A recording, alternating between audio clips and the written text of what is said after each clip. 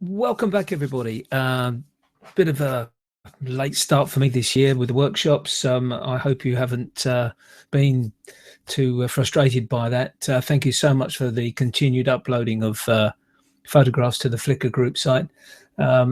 So what I wanted to do is really talk about those first of all, and then set an assignment for you. This assignment will be shooting from a low angle. We'll talk about that after we've had a chance of looking at the images which have been continuously posted up on the on our Flickr group. So let me just get to the Flickr site, and I hope you can see that now. Excuse me. First image up here, a lovely mono image by Robin Chun. Thanks, Robin, for posting this. Yeah, you've caught the guy asleep there, and passers by in some form of a station, which really tells a story here. Your title of it, "Bloody Bus is Late Again," is so apt. And this fella obviously fallen asleep as going, and what I've been talking about, and there's going to be a part 2 to this workshop straight after, when I want to talk about some street photography, because just recently I've had a couple of discussions with some very good photographers about really the whole meaning of street photography. Is it one which is sneaky, or are we in actual fact documenting life as it is today? So I'll do that part 2 after we've done this workshop. But anyway, no, I've got nothing to critique on this at all with regards to the image. It tells a lovely story. I get the impression that this fella is not necessarily waiting for the bus. I get the impression that he probably is a man on hard times, and has literally got inside to keep warm and take a little bit of a nap. But there's activity going on here as well, but it's sharp. It's beautifully mono.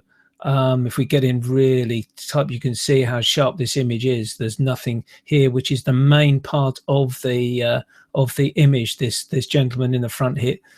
And as you can see, when you're getting close, you can see that he is effectively a man or person in hard times. It's a well captured image, and it's one which really does make you think. So thanks for sharing that with us, Robin.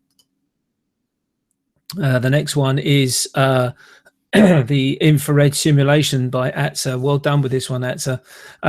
The horizontal line of the, we'll call it the coast, the far bank of this lake is level. You get this tilted effect because of the platform which is going out to the lake, the short pier or the jetty. But I really like the way you've worked with obviously the idea that I came about in the last workshop, where we create this infrared style to our imagery. Let's just have a quick look if there's anything added in there with regards to the details. There isn't. That doesn't matter. I like the tonality, and I like the work you've done here. If we come in nice and close, you can see again this image is beautifully sharp, and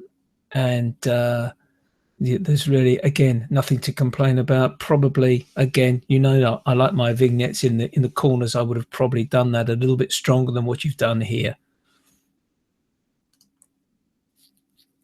Next image from John, read me a story.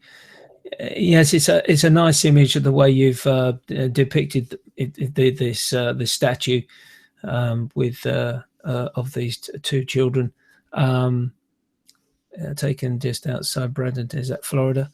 I like the tonality of the image. I would have probably looked to get that brick wall level. That top part throws me out a little bit, but I can understand from the angle that you've taken that would cause that to happen, and especially with a type of camera and lens that you're using with it.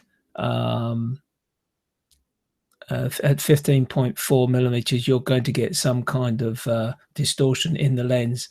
and distortion in the angles. You can see the brickworks are working towards the center. That's my only comment about it. I would have liked to have seen the brickworks level at the top. That's really been very pernickety. I do hasten to add. Yeah, I'll leave it at that one. Nothing more to say on it. This one threw me a little bit by Kaja, because there's a lot of movement going on here, but somehow he's managed to keep the head still. It's almost as if the head has been sort of superimposed on top of it, in a sort of a composition. But it really does make you think and look at the image many times, and you can see. And I think this is what's happened. A number of people have looked at it and probably thought and wondered how you've actually taken the photograph. There's a lot of movement here, and the bicycle scooters behind, and in the buildings behind, but yet you've managed to keep the head fairly sort of still. It's thrown me, and I think that's why you've had a number of views at it. You've got some 10 favorites. I would say yes, I like the photograph as well. XT1 18mm lens, 3200. The flash didn't fire, so it's really one which has got me thinking. And I'm not going to make any more comment. Thanks for posting it, though. Very quiet train station taken by Scampagni here. Just looking at a Fuji XE1, but he's using a Pentagon 28mm at f8 M42 screw fit. So he's obviously got the adapter fitted to that. It only cost him £7. Well done for finding that, and a beautiful shot using a third-party lens. I like the lead-in line that you've got naturally with the obviously I know that's what looks like it's probably a yellow line. If it's taken in the UK, it definitely would be a yellow line. Then of course you've got the pimpled concrete there for the blind people to be aware of the edge of the platform, and then you've got this soul figure in the right hand side here, and then the mist in the distance. It's a nice composition. I like it. And you've got a good depth of field. But what I'm really more impressed with the fact is that you've got this Pentagon 28mm, and you're using third-party lenses with an XE1.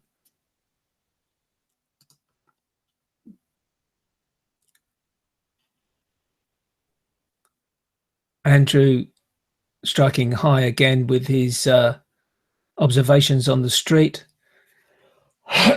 Barbershop in Phra Kanong, by the looks of things, Bangkok.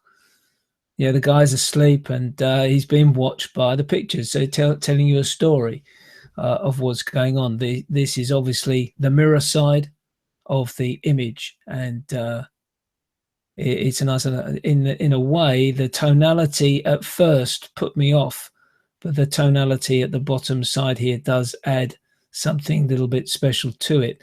There's no EXIF data, to be honest, on this one, so it is a little bit that's all we have to talk about. I suppose really to a degree that one would question that the reddish mauvish magenta tone to the chair on the bottom half, but it doesn't affect the rest of the image. So I'm looking at it from a point of view, this to me appears to that it's been done deliberate. Otherwise we would have had that tonality through the other areas of the image. So it brings a striking contrast and a different aspect to the image. So well done for trying something different, Andrew. Looking you straight in the eye, has got this ability to do this quite a lot. If you check his workout, he does this quite a lot. So well done for that. And you can see a comment made, wonderful shot. And James Thorpe Leon has asked, did you use flash? He says here flash did not fire, so that's on the EXIF data, so it looks like it wasn't used. And it's a fairly sharp image as well. I'll say fairly because it's sharp here, but the eyes are a little bit soft on the focus side. So but even so, getting a person to look you straight in the eye in a street photograph is what you're looking to create in this city. And you could certainly not say this was a sneaky image. I love the abstract nature of this image. Very, very stark in its design of photograph and composition. You've got a lot of the negative space as well showing here. And I think it works. I think it really works. I'm not too sure about the title, I'll be honest with you. Deodorant delivery. Am I missing something?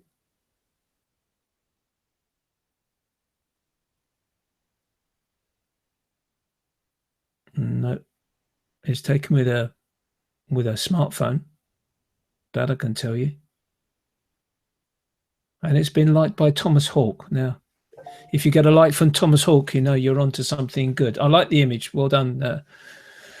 Okay, onto a frosty, leafy shot. We've had a lot of frost in the UK over the last few weeks, and that's an ideal time to get out and take some photographs, which otherwise we wouldn't necessarily see, obviously. This one is beautifully sharp as we get in nice and close to it. I like the patternization of the image. I would have tried to get rid of this little white part up here, but the other parts I think are indicative of where the actual leafage is in the garden, I'm assuming.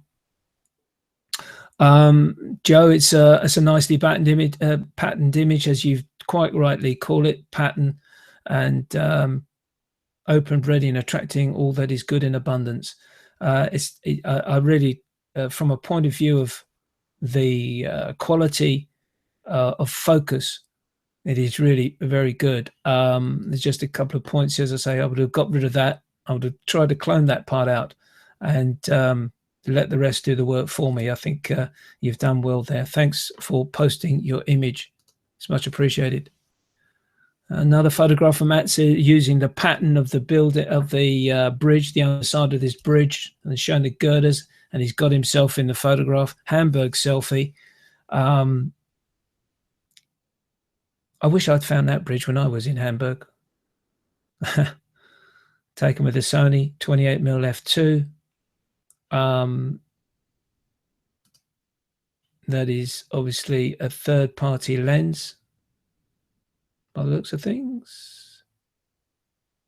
No, it's not. It's part of the Sony gear, isn't it? Yeah, again, as I said in the last workshop, we're getting very close to a lot of good work being shown in the Flickr site, where really there's nothing to comment and critique about apart from the good of the good parts of the image. And I can't see anything here which I would honestly say you've made a mistake or it's something where you could improve upon it. I think what you've actually tried to do here has worked very well. Maybe, I suppose, if someone is going to be highly critical, they would say that this top part here, it would be nice to bring the roof section out of the shadow a little bit more. But it's just been very, very pernickety indeed. Let's just go in and see you can see it's a lovely sharp image. There's nothing here which is soft. So well done for that. And yeah, it's all the angles of the girders that have been marry up with the steeple in the background here, and it's a good image. Beautiful landscape here from Steve. Is this one where you've been playing with the idea of a infrared? It looks like it is, because there's a little bit of sort of whitishness to the green leaves here. I like the V shape created by this mountainous region, Mount Cook in New Zealand. Taken with an XT 123mm 1.4 lens. It is a very atmospheric shot, as someone has commented, and I love the way this cloud has been allowed to sort of move through the image. It's a great shot. Nice use of the vignette, and we can just go in nice and close to see if we have got any of the sharpness problems, which is not really. There's not really much of a halo there. There is a little bit, but again, I'm being very pernickety in that. But it's a great shot and a lovely depth of field and a lovely wide angle image of this mountainous region. Beautiful shot of the flamingo. Strange to see the flamingo in a mono image rather than showing all its color. Loads of views on this, but only 9 favorites, which is a shame. Taken with a Hasselblad 500 CM. Hector, thank you for sharing this image with us. I like the way you've managed to get a reflection of the water here as the bird is preening itself. Beautifully sharp. A little bit of loss of detail in the feathers, but the concentration is on the head, which again, as I say, is in sharp focus. Taken to the Kensington Roof Gardens.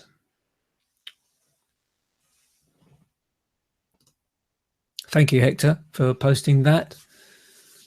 Seascape at, how do you pronounce that? Sanditon Bay, Victoria, British Columbia. Thanks for posting this, John. Only 43 views, but you got 4 favorites. Taken with a Nikon D610. I'm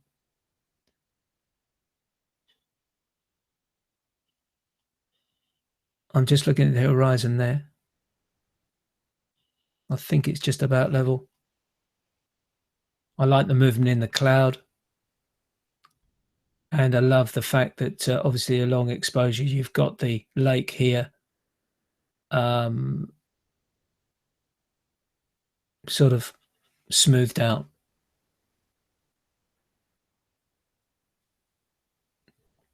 Thanks, John, for posting that. I've nothing to critique about it. I think it's a lovely shot. This is well seen by Kaha. Again, he's getting that eye contact with. He's very good. He's not only got eye contact with the first person who's doing a selfie of herself in the shop, coffee shop by the looks of things, but she's got the two. He's got the two behind her, looking at him. So well done for doing that and getting the photograph as it is. It's really good sometimes when you do the street photography where you can actually approach someone in the window and get them to make contact with you, eye contact with you. So well done for that. Let's check the gear out. XT1 18mm, 18 favorites. Yeah, it made me laugh as well that she's obviously seen you, but it's these two behind as well that have seen you as well. Well done. Scampani put this one up.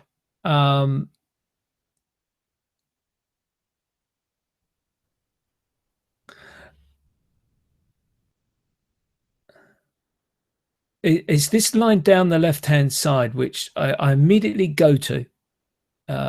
You know what I'm like for light on the hot spots on the edge of the frame. I think I know why you've left it there, because you want the whole of the boat to show. So I would have cloned that. I would have just taken a brush tool in Photoshop and just made it black.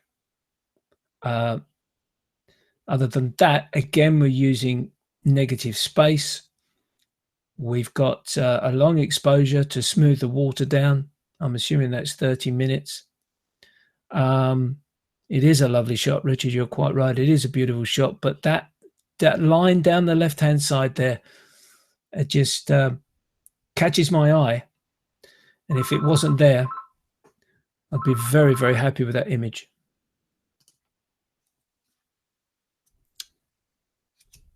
Nearly an eye contact here. I'm thinking, Andrew, I think the person in the shop is looking at the cyclist with his daughter, but there's obviously something going on.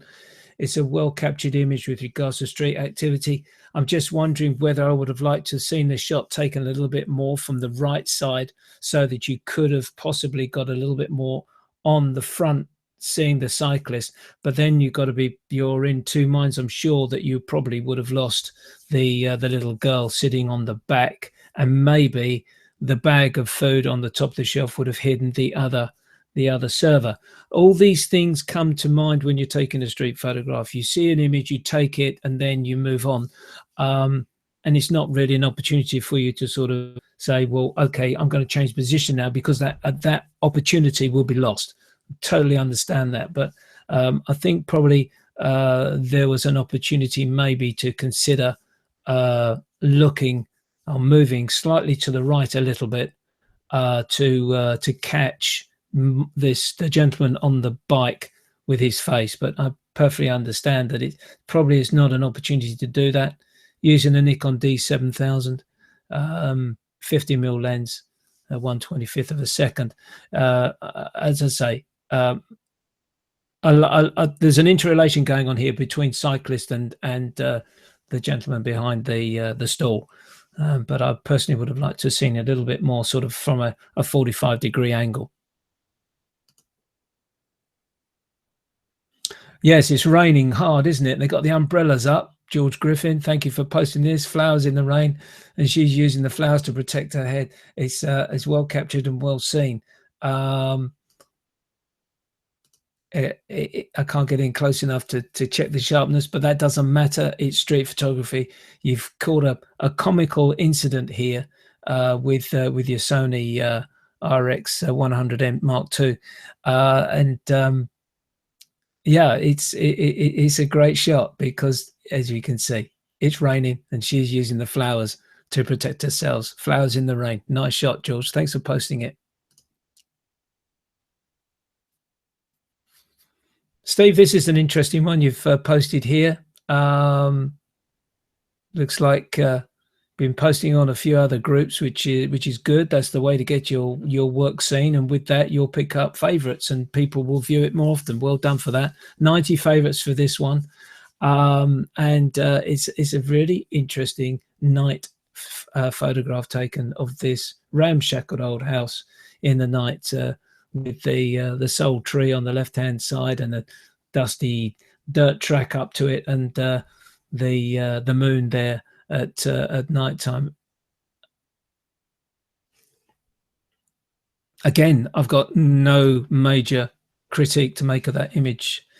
Well done, Etsy, for looking down at something or getting in nice and close to something, and creating a form of abstract with this frost scene.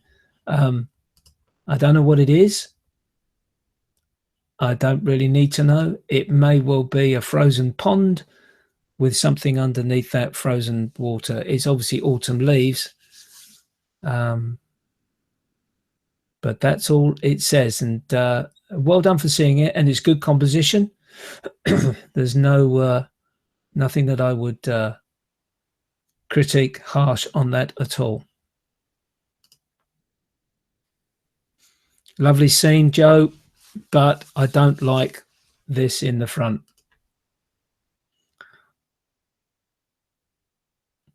That really is a distraction. I would literally crop that straight across the bottom and leave the scene to show the lake in its early morning light. As you've said here, watercolors, fog, mist, smog, tree, sunset. You've got all the hashtags down there, but you don't need this and you don't need that. on the side, I would literally crop straight across the bottom there, take that lower, what is that? That's almost a lower, it's not a quarter, yeah, it's just under a quarter, isn't it? Just take the lower strip off. This is a total distraction to me. And by doing that, I think making it a little bit of a letterbox shape would have improved it greatly. One other point, be mindful of how you compose your image. You've cropped the top of the trees off here. And that, I think, is probably because for some reason you thought you need something in the foreground, so I'll do away with the background. And the foreground shows no interest. So be careful how you compose next time around. You got 14 favorites, which is really good. And I think you got 14 favorites because of that up the top, not this. Just keep an eye on your composition.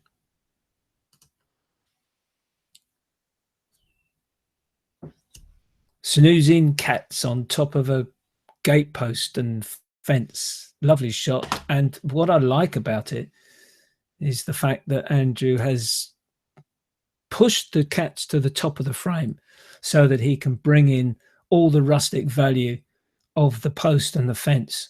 It's a brave thing to do. Not very many people have looked at it, which is a shame.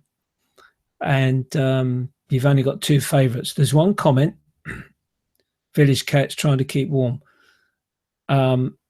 Oh, that's your comment. Sorry, Andrew. Okay, I understand this. I think it's a shame you haven't had more favorites on this, because I think it's a very brave move by you to push the main subject right top left-hand corner in the top third almost, and allowing the viewer to start looking at the rustic and the wooden fence and post. And let's get in nice and close. Look at the detail on that. And that cat, you got eye contact. Well done. Nice shot.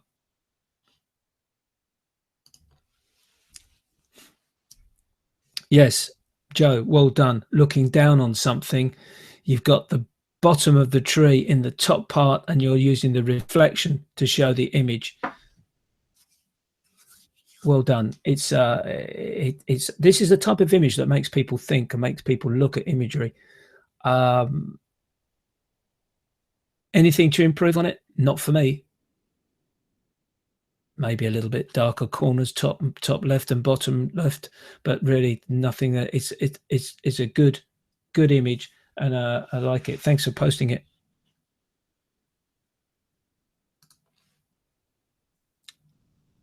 Here he is again. Kaha gets the eye contact. Well done, Kaha. Street vibes. Yeah, if it's a portrait, fine. If you've caught it as the guy's walking past and you say, what do you take my photograph for? That's just as good. And that, as I'm going to talk to you about later on in part 2 about sneaky photography and how you're going about things. But look at this, 539 views. A lot of people have looked at it, and you've got 10 favorites. It's a wonderful street portrait, says Gerard. An excellent capture and composition, says Mohammed. It is. I like the tonality. I like the way you've used the light on the back wall here and the light on the face. And you've got the detail in the jacket. And let's have a look at the detail in terms of focus. You got it beautifully in focus, which to me probably lends itself to the fact that it is a portrait. Well done, Kaha. Nice image of John. Thank you for posting this in the evening. Candy apples, cotton candy. Really nice nighttime shot. Heavy in contrast, allowing for the light. You've exposed for the light, which is lovely to see. And you can see the noise. That doesn't bother me, because you can understand it is taken at nighttime. And you've got some imagery of the people in the front here. So yeah, I like this one, and as you can see, quite a few other people like it as well. And look at this, taken with a Fujifilm X30. So it's an amazing little camera, that one. Excellent night shot, timeless image. Yes, it's a great shot. I like that one, John.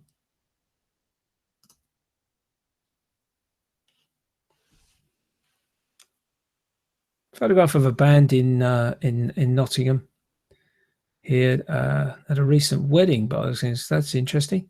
Yeah, I think this is a little bit too side on for my liking. I'd like to see it take a little bit from the left hand side. You've got an opportunity to move to the left hand side and get his hands working on the guitar, and maybe his pal in the back to see what he's playing. And again, I think this is something where I'm going to be talking about at the end of the workshop, low angle. This one for me is too straight on at head height. I'd like to see you just drop down a little bit, get a different angle on this, not only to the left a little bit, but also just a little bit lower to look up. But other than that, it's a great shot. It's in focus. A little bit too much on the left-hand side. I suppose there could be an argument for that, but then that would throw the balance of the image out. So not a lot really to comment apart from angle of shot. I think a little bit to the left and a little bit lower, I think would have enhanced it a little bit more.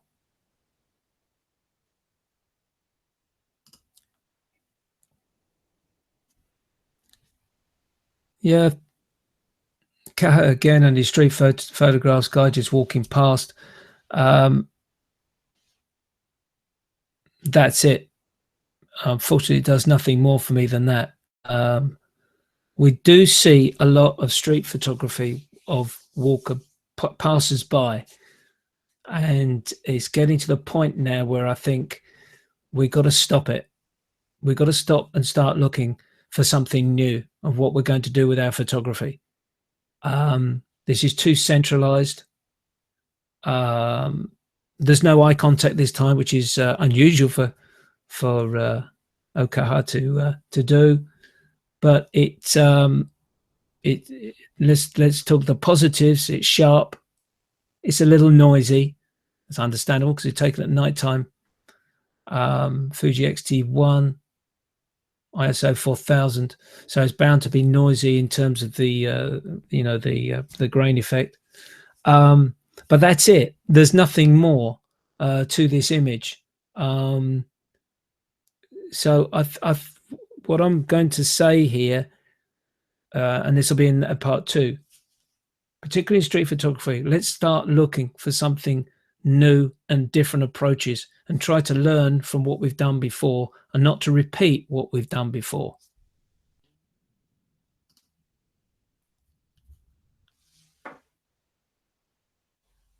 I think there's too much sky to this one, Scampagni. I've got to be honest with you. I think you could have at least lost about a quarter of this image at the top. It goes too dark for me at the top end. I like the use of the vignette. That works lovely. But I think the top strip, excuse me, the top strip I think could be just trimmed away. The bank is horizontal, but the wire, unfortunately, is a little bit at an angle, which does have a tendency to throw you off, but you can do nothing about that unless you want to go into real detail and Photoshop that out. But yeah, for me, I think there's a little bit too much in the top. I do like the letterbox, the upright letterbox view. I like that, but for me, just a little bit too much at the top.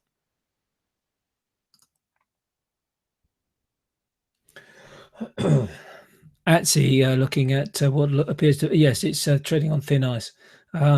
Good use of the shapes made by the tree out of the pond or lake, and using the obviously the frozen water to add to the image. I'd like a vignette on this. The edges are too bright for me. The interest is in the center with the branches coming out of the lake. I bet it's going to be sharp though. Look at that. Extremely sharp.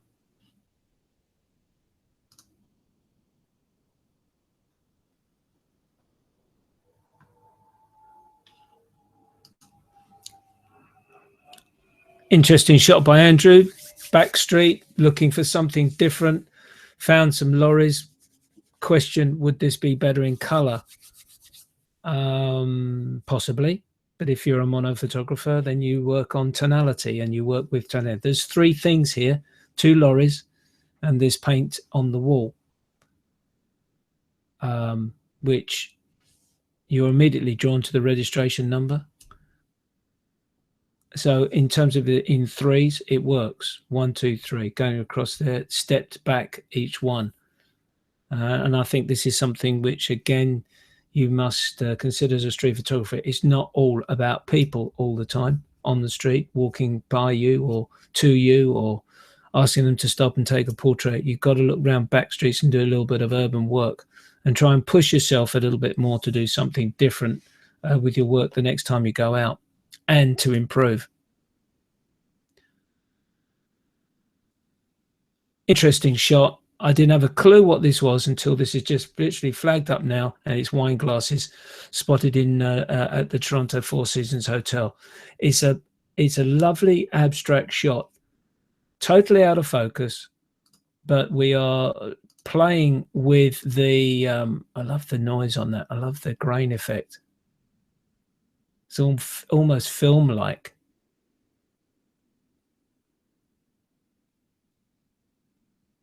I've never heard. Oh, it's with the roll effects. Cadet Portrait 400 NC. Interesting.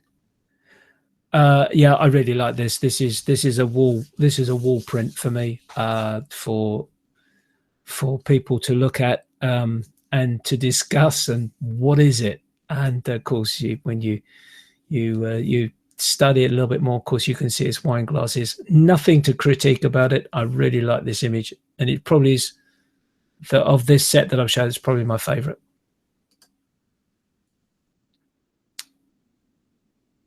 Now the question is, Robin, what are you trying to tell me here? Is there a story? The Jolly Sailor.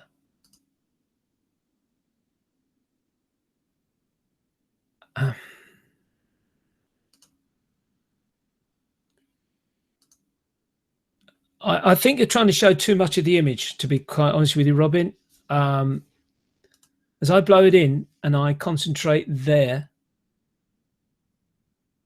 I just do that. That is what I think the image should be.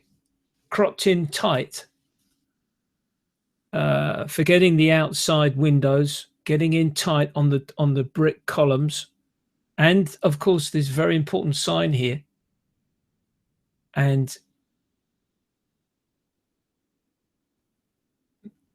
that's what I would look for you to create, a tighter crop. I think the original image is saying too much, and the outside parts of this image have nothing to do with the title, Pub and Paper. And I think a tighter crop, a square crop, would have worked a lot better.